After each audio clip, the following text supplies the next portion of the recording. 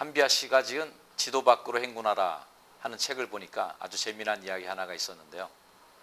그 책을 보니까 아주 기근이 심하고 가뭄이 많은 지역에 한비아 씨가 이제 파견당합니다. 그곳에 가서 씨를 나눠주는 일을 이분이 하게 됐는데, 어느 한 동네는 다행히 씨를 공수해 줄 수 있었고, 어느 한 지역은 또 다른 사정으로 인해서 씨를 전달하지 못했다는 거죠. 그러고 나서 얼마 후가 지나 그 두 마을을 다시 가게 되었는데요. 놀라운 변화가 있는 것을 보게 되었답니다. 자, 씨를 받은 그 마을은 씨를 뿌렸습니다. 여전히 근데 비는 오지 않았어요. 그래서 그 씨앗이 하나도 싹이 나지 못하고 다 죽어버렸습니다. 역시 씨를 받지 못한 동네도 받지 못했으니까 역시 뿌릴 수가 없었죠. 결국은 두 마을이 다 똑같이 씨를 뿌렸지만 아무런 소출이 나지 않은 그러한 결과가 되고 만 것입니다. 그런데 놀라운 거는요, 씨를 뿌린 마을은 사망률이 현저히 적고, 씨를 받지 못한 마을은 사망률이 얼마나 높았는지 두 마을의 차이가 깜짝 놀랄 정도로 많이 차이가 났었다는 거죠. 그러면서 한비아 씨가 이런 얘기를 합니다.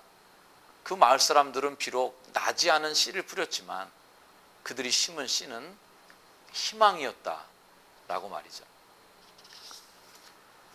우리들은 살면서 오늘날 많은 사람들이 어렵다라는 말을 많이 하는 시대 속에 살고 있습니다. 즉, 앞날의 희망이 점점 더 희박해지고 있다라는 생각들을 다 하고 있는 것이죠. 이럴 때일수록 우리가 해야 될 일이 있습니다.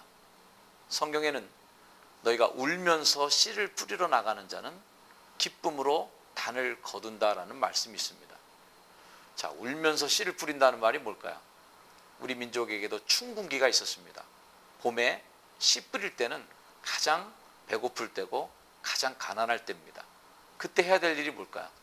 바로 씨를 뿌려야 되는 일이 우리가 해야 할 일인 것입니다. 오늘 복음의 춘궁기, 또는 이 민족의 복음화가 더뎌지고 있는 그러한 신앙의 춘궁기를 맡고 있는 것이 아닌가, 이런 생각을 해봐요. 이런 춘궁기 때 우리가 정말 해야 될 일이 뭘까요? 그것은 바로 울면서 씨를 뿌리는 것입니다. 미래를 위해서 우리가 새로운 희망을 심는 것이죠. 그 씨앗이 나고 자라나는 것은 하나님께 맡기는 것입니다. 그러나 우리는 울더라도 계속 씨를 뿌리는 일을 해야 한다는 것이죠. 우리 민족이 GNP가 가장 낮고 가난할 때 우리 믿음의 선배들은 교회를 세우고 선교했습니다. 그런 교회를 세우고 하나님의 교회에 헌신했던 믿음의 선배들의 씨 뿌림이 지금 우리 한국교회가 혜택을 받고 있는, 그렇게 거두고 추수의 기쁨을 누리는 시대를 우리가 살고 있는 것이죠. 만일 우리의 시대에 다시 우리가 씨를 뿌리지 않는다면 다음 세대는 어떻게 될까요?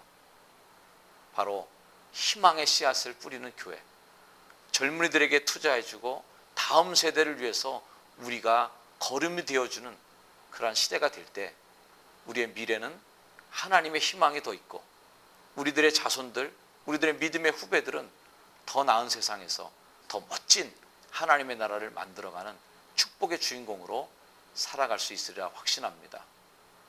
바로 영적인 춘궁기 때 울면서 씨를 뿌려야 합니다.